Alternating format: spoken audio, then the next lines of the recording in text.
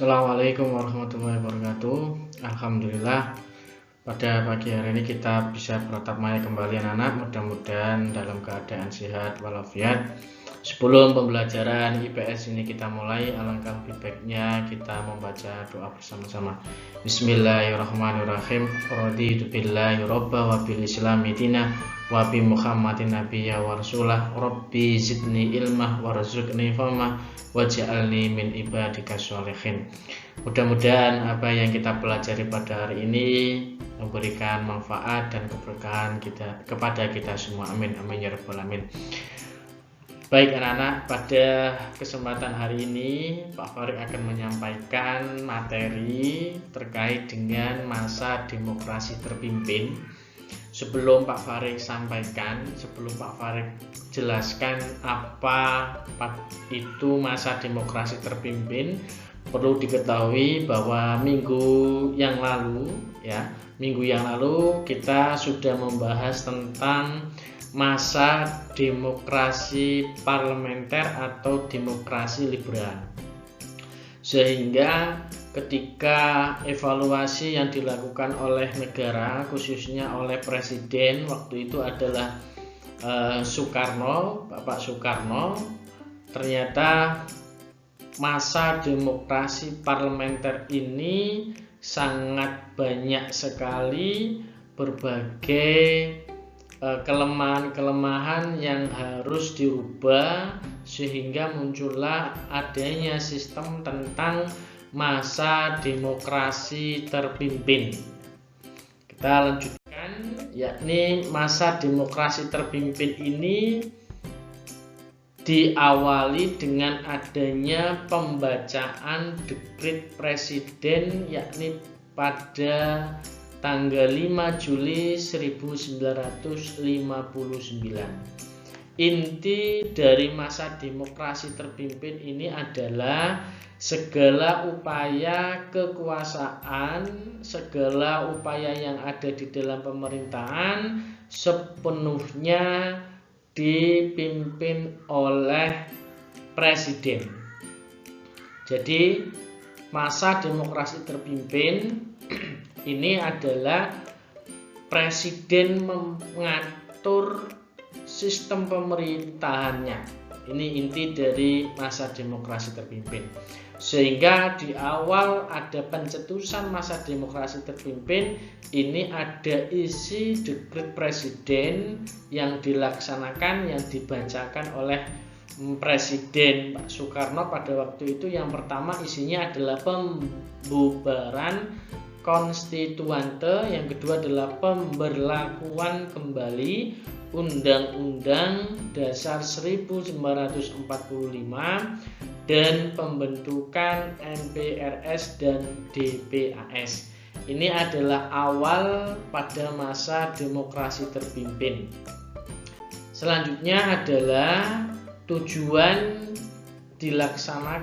pelaksanaan atau tujuan adanya demokrasi terpimpin itu adalah yakni menata kembali kehidupan politik dan pemerintahan yang tidak stabil atau tidak seimbang pada masa demokrasi liberal, sehingga makin hari ada sistem yang dilakukan oleh negara ini dengan tujuan agar sistem pemerintahan akan semakin baik, sehingga perlu banyak perubahan-perubahan yang dilakukan pada waktu itu. Selanjutnya adalah sistem politik luar negeri pada demokrasi terpimpin. Ini pada waktu itu bangsa Indonesia telah memilih tentang sistem politik bebas aktif. Namun di dalam perjalanan banyak penyimpangan yang dilakukan oleh negara kita sendiri, yakni yang dilakukan oleh Indonesia. Yang pertama adalah adanya sistem old devo dan nevo. Sistem old devo ini adalah sistem yang memang pada saat itu negara terdiri dari kapitalis, neokolonialisme dan imperialisme. Sedangkan untuk negara NEVO ini adalah negara yang terdiri dari negara-negara komunis, ya. Negara-negara komunis yang anti imperialisme dan kolonialisme. Maka pada saat itu Indonesia menempatkan diri pada negara atau pada NEVO, ya, yakni menempatkan diri pada negara-negara komunis yang di situ Indonesia membentuk poros, yakni Jakarta Phnom Hanoi dan Jakarta Pyongyang. Kalau kita lihat, Hanoi ini adalah ibu kota Vietnam, karena kita lihat bahwa Vietnam ini adalah salah satu negara yang menganut sistem komunis, ya. Dan juga Korea Utara juga menganut tentang sistem komunis, sehingga kita lihat bahwa memang pada saat itu Indonesia telah memilih sistem NEVO. Yang selanjutnya adalah politik mercusuar, ya, mercusuar. Kalau kita lihat, politik mercusuar ini dilandasi pada keinginan Presiden untuk menjadikan Indonesia sebagai mercusuar bagi negara NEVO. Nah, dengan adanya mercusuar ini, Indonesia memprakarsai dengan adanya GANEVO, yaitu permainan atau istilahnya di sini adalah game, ya, game permainan secara besar-besaran, olahraga secara besar-besaran pada waktu itu, sehingga peninggalan politik mercusuar ini adanya Monas, Monumen Nasional, Hotel Indonesia, dan Stadion Gelora Bung Karno. Ini adalah salah satu peninggalan pada waktu itu adanya politik mercusuar. Sedangkan yang selanjutnya adalah keterlibatan dengan gerakan non-blok, ya. Jadi gerakan non-blok ini secara resmi berdiri melalui konferensi tingkat tinggi, ya, pada 1 September 1961 di Yugoslavia. Jadi salah satu adanya gerakan non-blok ini juga yakni dari Indonesia adalah Presiden Pak Soekarno sendiri, dari Yugoslavia, dari Mesir, dari India, dan dari Ghana. Ini gerakan non-blok yang dilakukan pada saat politik luar negeri. Selanjutnya adalah adanya konfrontasi dengan Malaysia atau adanya pertentangan atau adanya sedikit konflik. Konfrontasi ini disebabkan karena adanya pembentukan Federasi Malaysia, yakni proyek neokolonialisme Inggris yang membahayakan keberadaan Indonesia dan negara NEVO. Jadi karena memang kita lihat bahwa Malaysia ini memang dijajah Inggris, sehingga Inggris mempunyai proyek tentang neokolonialisme yang didengungkan, sehingga sangat membahayakan negara Indonesia dan negara NEVO. Nah, karena memang NEVO ini juga salah satunya Indonesia masuk di sana. Maka pada tanggal 3 Mei 1963 Presiden Soekarno mengumumkan Dwi Komando Rakyat. Tujuannya di sini adalah membantu Malaysia agar terbebas dari penjajahan Inggris, sehingga Indonesia mengirimkan tentara, kalau sekarang kita lihat adalah TNI, mengirimkan ke Malaysia untuk membantu. Selanjutnya adalah pembebasan Irian Barat. Pembebasan Irian Barat ini memang kita lihat pada waktu itu Irian Barat masih dipegang oleh Belanda, ya, masih dipegang oleh Belanda, sehingga pada tanggal 19 Desember 1961 Presiden Soekarno mengumumkan Trikomando Rakyat atau Trikora, di mana tujuannya adalah agar masyarakat membantu agar Irian Barat ini tetap miliknya Indonesia, agar Irian Barat ini tetap miliknya Indonesia, ya, karena memang Belanda ini pun juga memang menjajah, sehingga wilayah Indonesia yang memang dijajah oleh Belanda itu adalah wilayah yang dimiliki oleh Indonesia termasuk Irian Barat. Namun pada waktu itu memang masih dipegang oleh Belanda, sehingga penentuan pendapat rakyat TEPERA sejak 14 Juli 1965 sampai 4 Agustus 1965.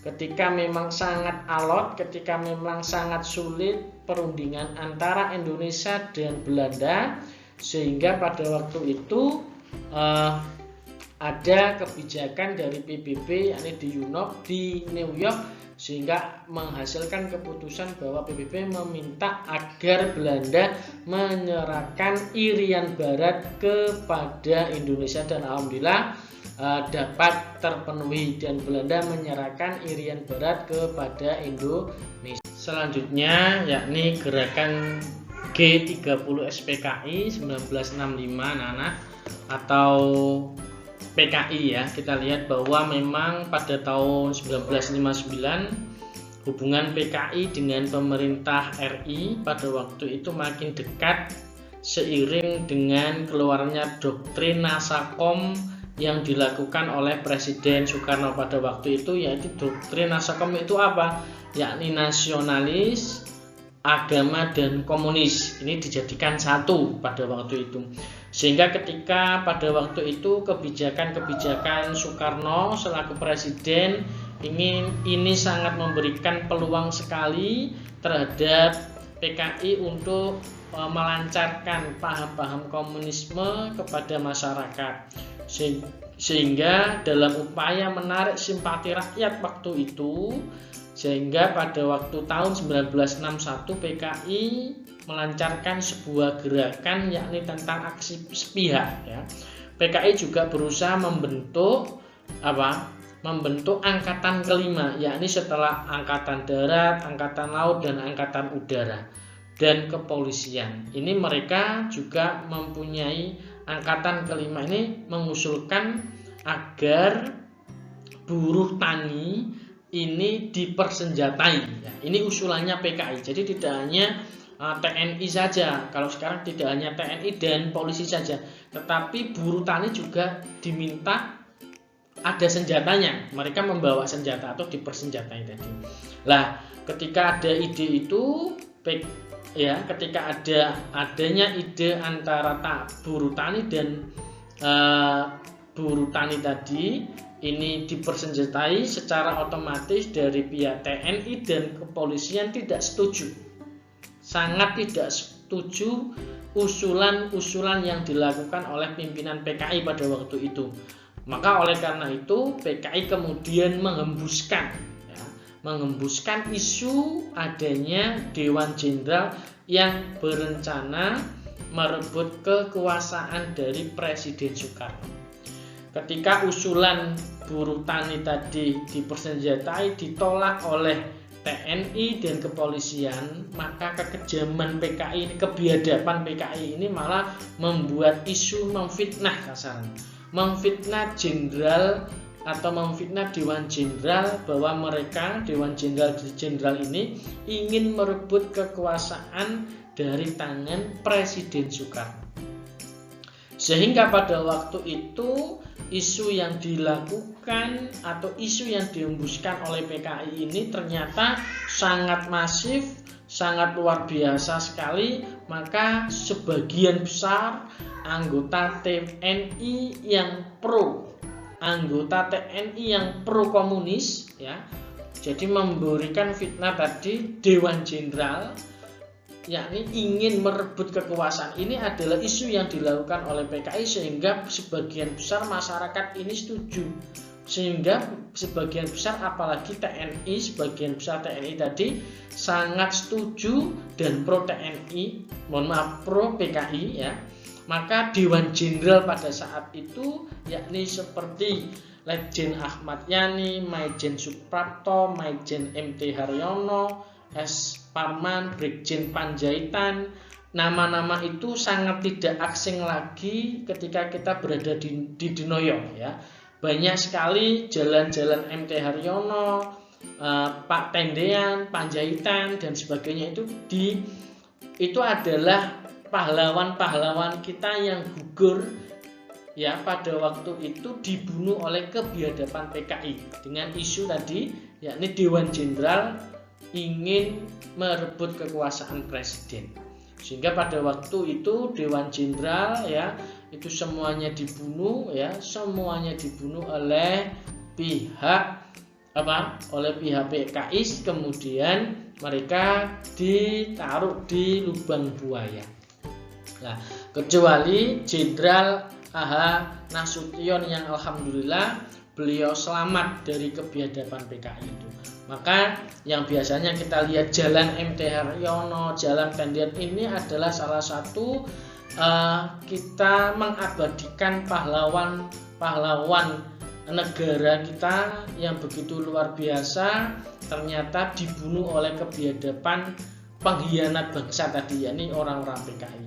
Maka ketika waktu itu jenderal-jenderal kita dibunuh semuanya oleh kebiadaban PKI, maka setelah aksi penculikan dan pembunuhan petinggi TNI Angkatan Darat tadi, yakni Dewan Jenderal tadi yang dibunuh, maka Letkol Untung Sutopo mengumumkan terbentuknya Dewan Revolusi yang akan memegang pemerintahan hingga diadakan pemilihan umum. Nah, maka tidak lama kemudian ya sejumlah perwira TNI Angkatan Darat yang anti komunis melancarkan serangan balik. Serangan tersebut dipimpin oleh Panglima Konstrat yakni Maijen Soeharto dan Komandan RPKAD Kolonel Sarwo Edi Wibowo. Dalam waktu beberapa hari pasukan Konstrat dan PPKAD berhasil mendesak kekuatan PKI dan berhasil menumpas PKI dengan sangat baik. Nah, ini adalah sejarah yang tidak boleh kita lupakan, bagaimana PKI adalah sebagai salah satu pengkhianat bangsa. Mereka sangat biadab sekali membunuh Dewan Jenderal tadi atau membunuh jenderal-jenderal kita waktu itu seperti Ahmad Yani sampai Brigjen Siswo Miharjo ya. Ini adalah cerita singkat atau sejarah singkat, sejarah kelam pada waktu itu bagaimana kondisi, dan alhamdulillah PKI mampu ditumpas habis pada waktu itu. Selanjutnya yakni kehidupan masa demokrasi terpimpin. Yang pertama tentang kehidupan ekonomi, yakni proyek Mercusuar menyebabkan kegiatan ekonomi menurun dan defisit anggaran, inflasi sampai tinggi mencapai 400-700%. Yang kedua, pemerintah membentuk Badan Perancang Pembangunan Nasional atau Bappenas, mendevaluasi mata uang rupiah, menghimpun dana revolusi, dan menyelenggarakan deklarasi ekonomi. Selanjutnya adalah kehidupan sosial. Pemerintah gagal menciptakan kesejahteraan masyarakat. Biaya kehidupan atau biaya kebutuhan hidup meningkat karena sebagai penduduk Indonesia masih melakukan barter. Selanjutnya adalah kehidupan budaya. Presiden Soekarno membatasi kebebasan berekreasi di bidang budaya atas dasar program Nation and Character Building sebagai upaya pencarian jati. Kepentingan politik terlalu jauh mencampuri bidang kesenian maupun kesastraan. Kehidupan pendidikan sejak tahun 1965 di bawah koordinasi Menteri Pendidikan dan Kebudayaan Profesor Prijono, pemerintah menyusun kebijakan tatap usaha tama. Selanjutnya adalah pemerintah meningkatkan partisipasi pendidikan tinggi dan mendirikan universitas baru di setiap ibu kota provinsi.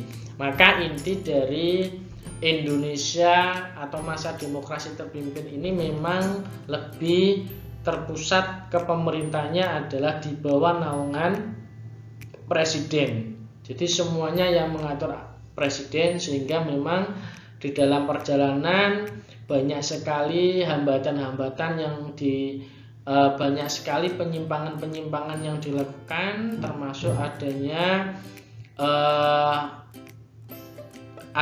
PKI ya, adanya Partai Komunis Indonesia yang begitu biadab telah membunuh banyak pahlawan-pahlawan kita, ya.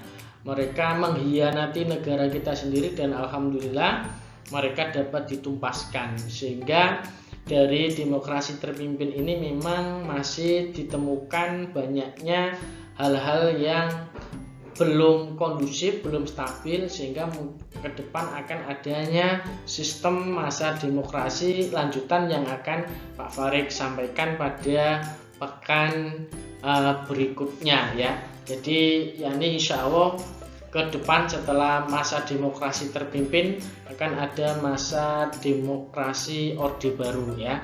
Nanti kita bahas lagi. Dan pembelajaran petunjuk tugas insya Allah Pak Farid share pukul 8.30. Demikian yang perlu Pak Farid sampaikan, mudah-mudahan bermanfaat. Mari kita baca doa kafaratul majelis. Bismillahirrahmanirrahim. Subhanakallahumma wa bihamdika asyhadu an la ilaha illa anta astaghfiruka wa atubu ilaik. Sekian, assalamualaikum warahmatullahi wabarakatuh.